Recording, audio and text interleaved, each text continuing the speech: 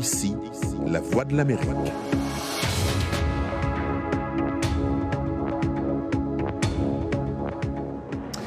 Madame, mademoiselle, monsieur, bonsoir et bienvenue en ce mardi 5 janvier 2021. Jacques Aristide avec vous, ravi de vous retrouver en direct de Washington. Les titres que nous allons développer dans le monde aujourd'hui. La Géorgie, théâtre d'une bataille électorale décisive entre républicains et démocrates aux États-Unis. Les électeurs de cet État votent aujourd'hui lors du second tour de 2 partielles sénatoriales qui détermineront le contrôle du Sénat américain dans les 2 années à venir. Nous allons nous rendre à Atlanta dans quelques petites minutes pour faire le point.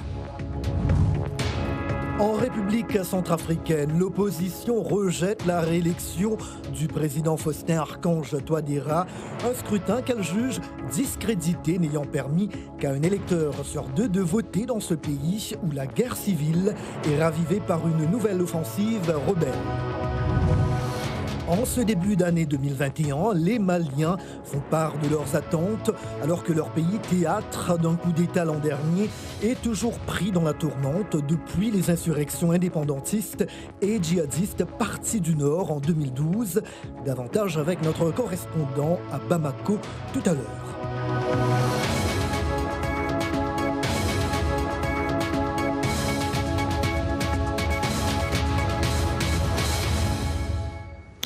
Il est décrit comme un scrutin déterminant ici aux États-Unis. Les électeurs de l'État de Géorgie se rendent aux urnes ce mardi pour une double élection qui va avoir comme impact le contrôle du Sénat américain au cours des 2 prochaines années. Ce second tour met aux prises les 2 sénateurs républicains sortants à 2 candidats démocrates dans une joute électorale âprement disputée. Catherine Gibson, correspondante de la VOA au Congrès, fait le point d'Atlanta. Le récit et de Lionel Gaïma. Le président Donald Trump s'est rendu lundi en Géorgie. Il a encore une fois décrié la fraude électorale, mais a répété aux électeurs qu'ils doivent se rendre une fois de plus aux urnes pour réélire Kelly Loeffler et David Perdue pour permettre aux républicains de maintenir le contrôle du Sénat. J'avoue avoir voté avec un certain scepticisme à cause de ce qui s'est passé la première fois. Les partisans du président estiment que vaincre les challengers démocrates Jon Ossoff et Raphael Warnock est tellement important que cela permettra de surmonter leurs doutes suscités par les allégations de fraude électorale. Ils vont avoir le pouvoir, la Chambre et le Sénat. C'est le pouvoir le plus extrême qu'ils puissent avoir contre le contribuable. Nos impôts vont augmenter, ils vont essayer de nous enlever nos armes, mais ça peut devenir très moche. J'ai peur que si les démocrates agissent comme ils le souhaitent, cela pourrait devenir vraiment moche.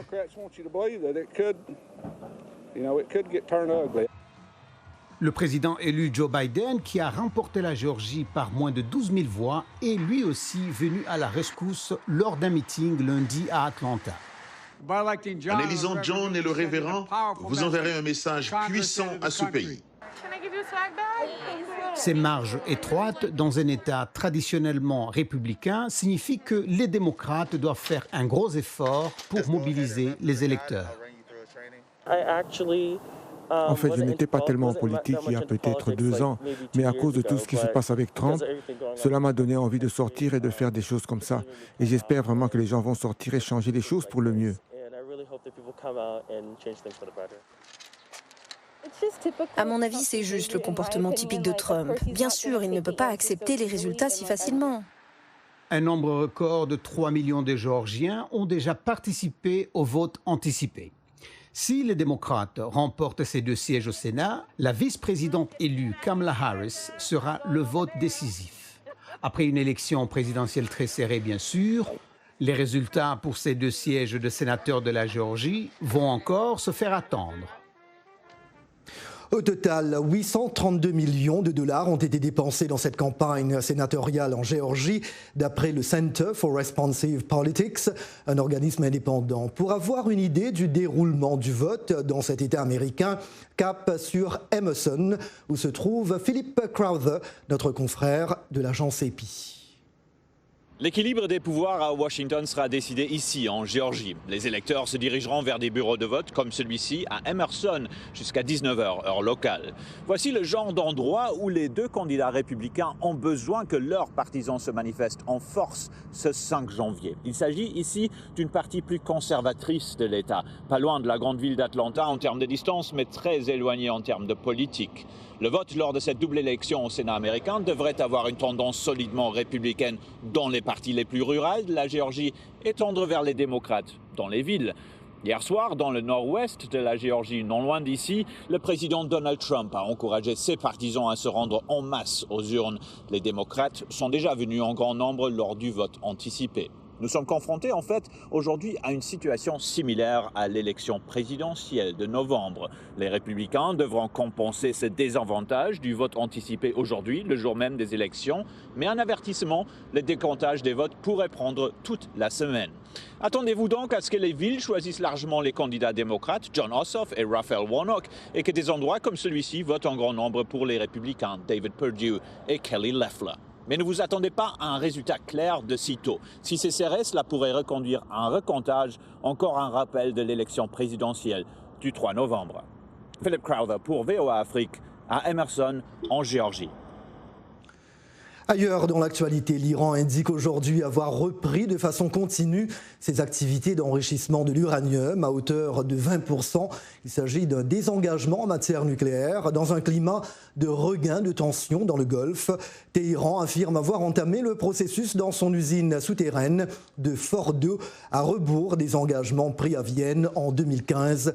Lors de la conclusion de l'accord international sur le nucléaire iranien, l'Union européenne, garante du pacte, a fait part de sa vive inquiétude.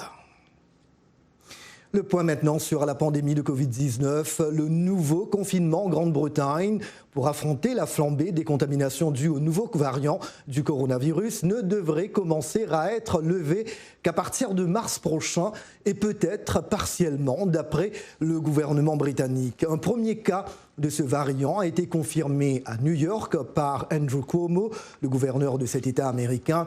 Sur le continent africain, le Rwanda a interdit à partir d'aujourd'hui les déplacements entre ces districts et a étendu le couvre-feu nocturne pour 2 semaines supplémentaires en raison d'une deuxième vague d'infections. À ce jour, la pandémie a fait au moins 1,854 million de morts dans le monde. En République centrafricaine, les résultats de l'élection présidentielle du 27 décembre sont connus. Le président Faustin Archange Touadéra est réélu à la tête du pays pour un second mandat de 5 ans. Mais dès ce matin, l'opposition a fait savoir ce qu'elle en pensait. Elle dit rejeter ce verdict des urnes et compte déposer un recours. Dili Diko pour les détails. Au cours de la soirée d'hier, l'autorité centrafricaine chargée des élections, l'ANE, a annoncé la victoire du président Faustin Archange Touadéra, qui a recueilli près de 54% des voix dès le premier tour, organisé le 27 décembre. Conformément aux dispositions de l'article 114 du Code électoral, M.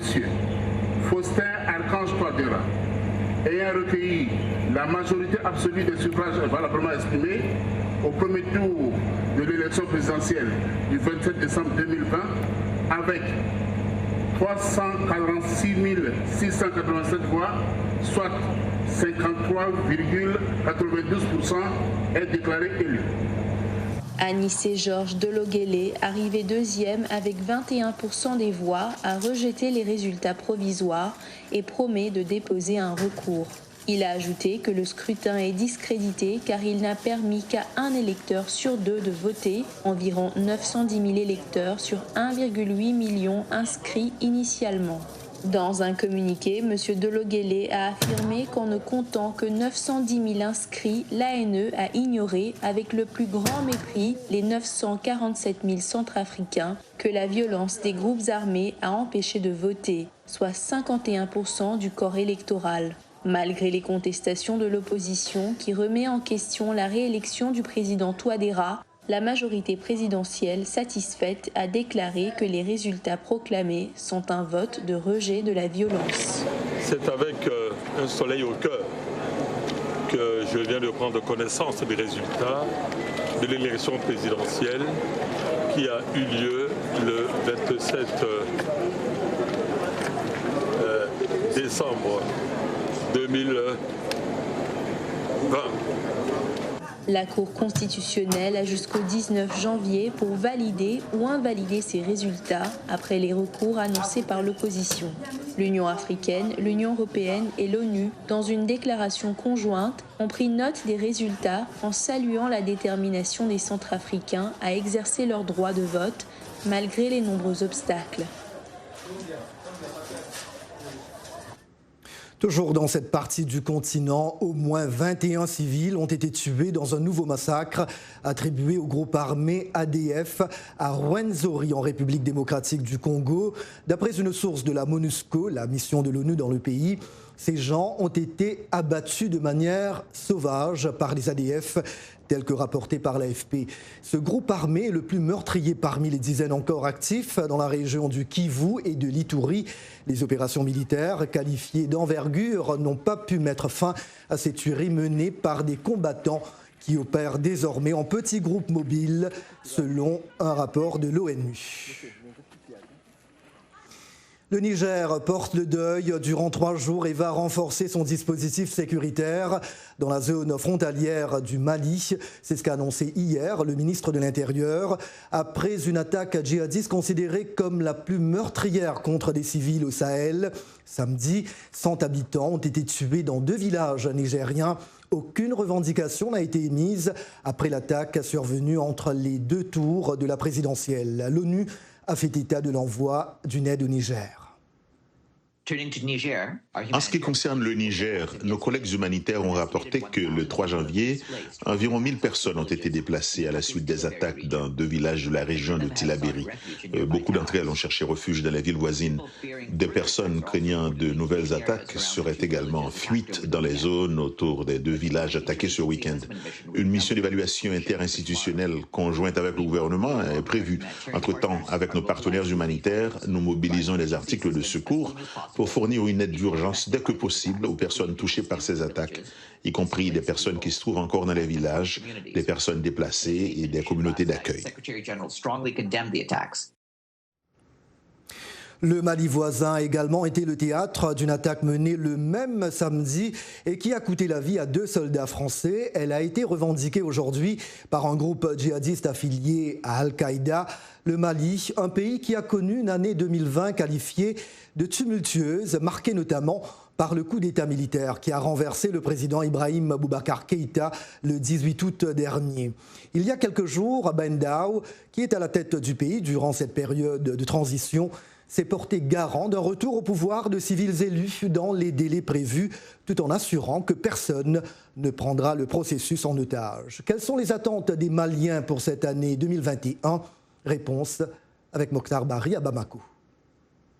L'année 2020 au Mali a été marquée par le départ d'Ibrahim Boubacar Keïta, emporté par un mouvement de contestation né le 5 juin. La transition dirigée par le colonel à la retraite Mpandao depuis le 25 septembre aura la lourde tâche de créer les conditions d'un retour à l'ordre constitutionnel d'ici à 2022. Les Maliens disent espérer que cette transition tirera les leçons des précédents régimes. L'autorité et toute la nation malienne doivent être vraiment responsables pour ne plus avoir à vivre ce qu'on a vécu précédemment. Tous mes voeux de bonheur, de santé, de prospérité à toute la population malienne, que cette année soit vraiment une année d'espoir. C'est l'occasion pour le comité de transition de réorganiser et de revoir les moyens ou les procédures qui vont aboutir à une élection libre et transparente. Donc, unissons-nous et donnons-nous la main, soutenons le travail qui va être abouti. Et bien évidemment, on sera là à observer et à juger. Mais de nombreuses arrestations, les nominations contestées et la mort de l'opposant historique Soumaïla Cissé, favori de la prochaine présidentielle, font planer des doutes sur l'avenir politique du pays. Je pense que ça va parce que jusque-là, le problème majeur qui se posait, c'était la mise en place de ces organes-là. Et une fois que ces organes sont mis en place, on va aller progressivement vers la fin de cette transition. Mais un petit bémol quand même parce que depuis un moment, on voit qu'il y a beaucoup d'affaires judiciaires qui sont en train d'être soulevées. Et là, je crains que si on met plus l'accent sur ces affaires judiciaires-là, on risque de s'éparpiller et de ne pas trop se concentrer, n'est-ce pas, sur la mission principale même de cette transition qui est l'organisation des élections. Le Mali, qui fait face à une crise institutionnelle, devra aussi faire face à la recrudescence des attaques terroristes au nord et au centre du pays. Il devra surtout endiguer la montée en puissance de la maladie à coronavirus, dont les derniers chiffres inquiètent. Mokhtar Bari pour VOA Afrique, Bamako. Et voilà pour cette première tranche de votre journal. S'il vous plaît, n'allez nulle part ailleurs. Le Monde aujourd'hui revient dans une petite minute. Merci.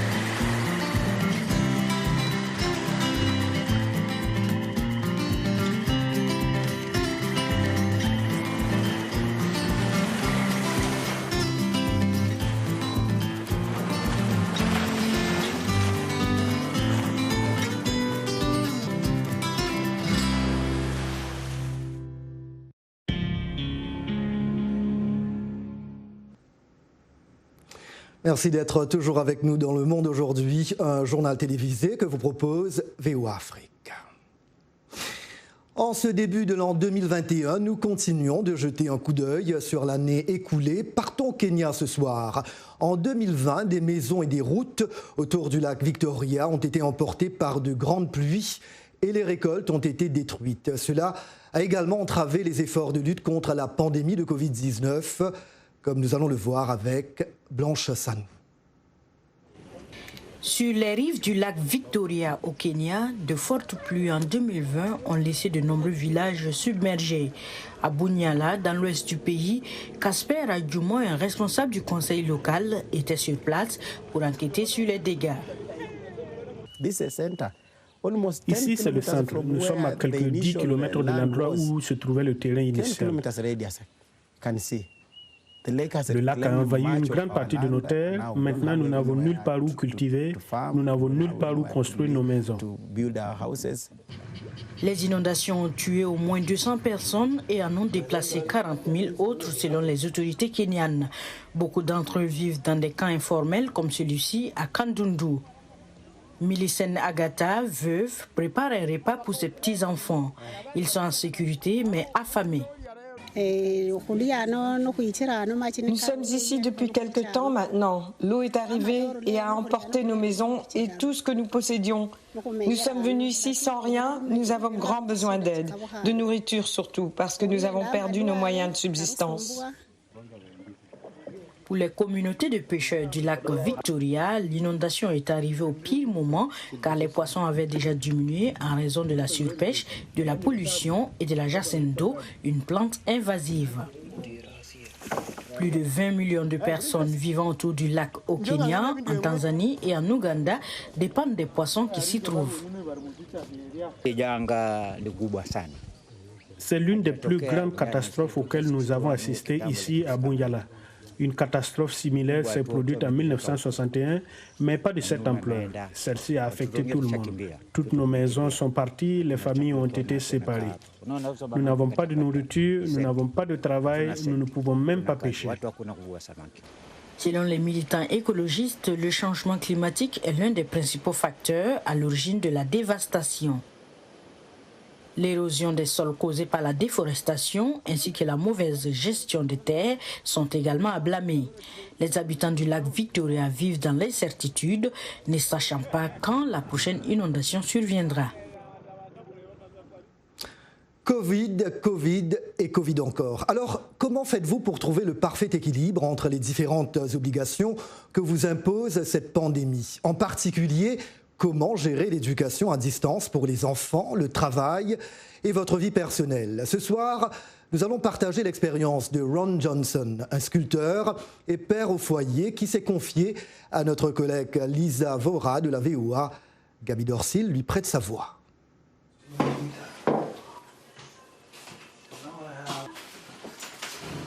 Je suis un père au foyer, en plus d'être un artiste. J'ai un enfant en première et un autre en maternelle. Je m'appelle Ron Johnson. J'ai grandi partout dans le monde.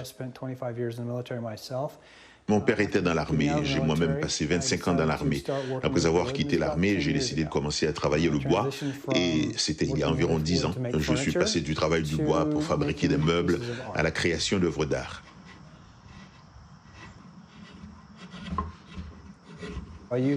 J'utilise vraiment le bois comme médium. J'ai tout étudié, des cuillères à la fabrication de bols, en passant par les meubles et la sculpture. La paix que je trouve quand je sculpte, j'éprouve un sentiment totalement différent. Le bois, ça vous répond vraiment, il vous parle réellement lorsque vous le travaillez et que vous avez cette communication personnelle avec l'arbre. 10 to 10:45 says math, whole group meet link, so but there's a small group schedule. Au début de la pandémie de Covid-19, je n'étais pas vraiment prêt à avoir mes 2 enfants à la maison tout au long de la journée. Je devais vraiment trouver un équilibre. Nous essayons de voir la journée comme une journée d'école normale, comme s'ils allaient à l'école. Alors, je les réveille, ils s'habillent, ils ne sont pas dans leurs vêtements de nuit, par exemple. Puis, quand l'école commence, j'ai un enfant en bas au sous-sol et un autre au dernier étage.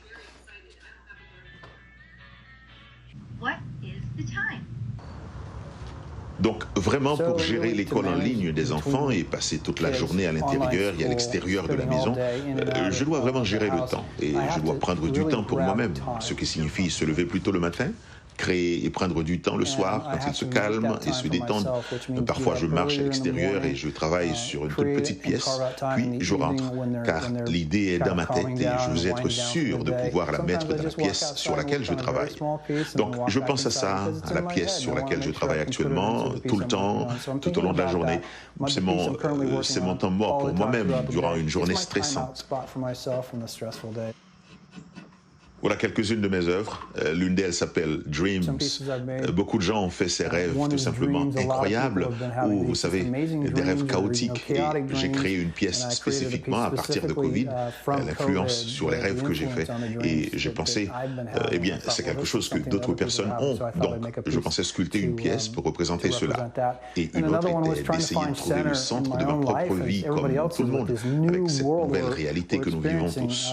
J'ai donc créé une pièce intitulée Finding Center, trouver le centre, et c'est vraiment, c'est aussi, j'ai créé le chaos tout autour, il n'y a que 2 pièces qui se marient dans celle-ci, et c'est ça, trouver le centre parfait. La créativité encouragée par le coronavirus. Retour sur le continent africain maintenant, lorsque Aristide Ali Boyarm s'est rendu compte du besoin en talent informatique pour accompagner les administrations en Afrique dans la réalisation de leurs différentes applications. Il a eu l'idée de créer un concours en ligne pour déceler ses talents potentiels. Cette année, le concours Dave Champion était sa 2e édition et a mis l'accent sur la cybersécurité. La semaine dernière, les lauréats se sont tous retrouvés à Ouagadougou, la capitale burkinabé, pour recevoir leur récompense, dont un premier prix d'une valeur de $5 000. Arzuma Compaoré s'est entretenu avec les organisateurs du concours ainsi que le lauréat du premier prix. On est vraiment très satisfait de ce prix-là. Alors donc juste pour donner quelques chiffres, on a eu 700 inscrits de 22 pays. On a eu 400 personnes qui ont effectivement participé. Et on a eu en tout cas au moins une cinquantaine d'excellents candidats qu'on dira de niveau international, qui sont capables de pouvoir travailler pour n'importe quelle compagnie. Ce qu'on peut noter, c'est qu'on a une grande tendance des ressortissants du Bénin qui sont vraiment très bien classés. Donc, dans le top 20, on retrouve une dizaine de Béninois. Donc, voilà un peu la particularité qu'on a eue lors de cette deuxième édition-là. D'abord, il faut reconnaître que mon équipe K103 Forbidden, nous avions, bon, non partons un peu de loin, nous étions au Hacker Lab en 2019 où nous étions les deuxièmes, et au Hacker Lab 2020 nous avions pu tirer notre épingle du jeu. Nous avions fini premier en tant que meilleure équipe de cybersécurité au Bénin. Et il faut reconnaître que Davis Champion, c'était beaucoup plus challengeant aussi parce que nous n'avions pas eu assez de temps comme quand on était au Hacker Lab où nous avions eu 2 jours. 48 heures, mais ici c'était plutôt 4 heures d'épreuve et voilà, nous étions obligés de bouger les fesses et d'être sous la pression. Ce prix, c'est vraiment grand pour nous et ça nous encourage, ça nous invite à faire mieux, davantage à essayer aussi de participer à des concours du genre. Et pour cette somme quand même qu'on a reçue, ça permettra à l'équipe de pouvoir, chacun d'entre nous quand même, avec la part qu'il va recevoir, de pouvoir prendre aussi des équipements qui vont l'aider alors à développer ses compétences davantage. Ça permet aussi à des entreprises et aussi à des responsables du cyberespace africain et un peu partout dans le monde aussi d'avoir une idée de ce qui se fait en Afrique, au Bénin, chez nous par exemple. Et maintenant, direction l'Australie pour refermer ce journal. L'Opéra de Sydney reprend ses représentations après des mois de relâche imposés par la pandémie de coronavirus. Le lieu accueille pour la première fois depuis mars dernier des spectateurs, désormais masqués bien évidemment. La Veuve Joyeuse devait faire sa première aujourd'hui devant un parterre limité à 75% de sa capacité. Un signe d'espoir pour une industrie du spectacle à l'arrêt depuis le début de la pandémie, d'après Lyndon Terracini, le directeur artistique de l'opéra. Les shows en intérieur n'étaient pas strictement interdits ces derniers mois, mais l'opéra n'avait pas ouvert ses portes au public et avait dû retarder cette reprise en raison d'une remontée locale de la maladie le mois dernier. Revenir dans la salle était très touchant pour toute l'équipe, note Lyndon Terracini. Je pense qu'au fil de cette année, les autres opéras vont ouvrir très rapidement et les gens reviendront dans nos salles avec de l'espoir, ajoute Terracini. Depuis, le masque est obligatoire dans les salles de spectacle et les autorités pourraient prendre des mesures plus fortes si le foyer local ne s'éteignait pas. Je n'ai aucune idée de ce qui va se passer ensuite, indique Julie Léa Goodwin, la soprano qui va mener l'opéra avec Alexander Lewis, se disant très enthousiaste à l'idée de revenir sur scène après 9 mois d'incertitude. Je pense que l'Australie fait un boulot génial, mais nous en avons encore pour 1 an, je dirais, voire plus, regrette-t-elle. Et voilà.